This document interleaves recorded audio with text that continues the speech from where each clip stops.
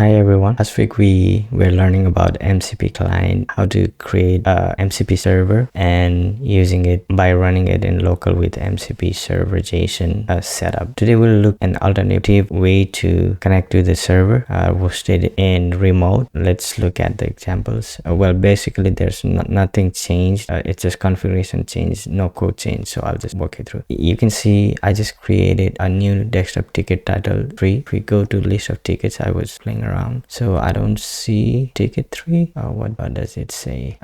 Test 3, right? So if I go here, ticket, there's 9 ticket. Let's go and try to see. There's one more ticket that would make it 10.